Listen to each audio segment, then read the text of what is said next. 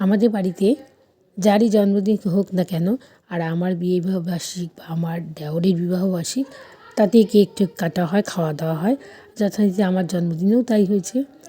Chilli chicken করেছিলাম আর মটরশুঁটির কচুরি করেছিলাম। আর ছেলে কেক নিয়ে আসে জন্মদিনেও বিবাহবার্ষিকীতেও। তা যথারীতি আমার জন্মদিনেও তাই কেক নিয়ে এসেছিলো, রাত্রিবেলা কেক কাটা হলো আর একটা চুড়িদার নিয়ে এসেছিলো।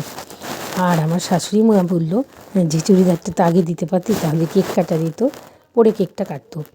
আমার ছেলে বলছে না, এটা তো আলাদা আনন্দ। তারপরে সবাই আর সকালবেলা মা ধান আর দুব্বা দিয়ে আশীর্বাদ করেছিল। জন্মদিনে বিবাহবার্ষিক আমাদের মা ধান দুব্ব দিয়ে আশীর্বাদ করে।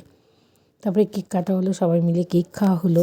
আর সন্ধেবেলা মা খুব ভালো লাগলো, মাকে বারবার বারণ করেছিলাম, তাও মা করলো। বারণ করেছি জানো তো, করলো সেটা দেখো।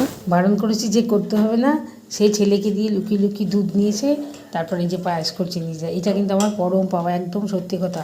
আমি বললাম যে করতে হবে না, করতে হবে না, বলছে না না করো, সামনের বার আমি থাকি না থাকি, আমি আজে বাজে কথা বলবো না, ওরকম। তোমার আশীর্বাদটাই বড়, সেই উনি করবেই।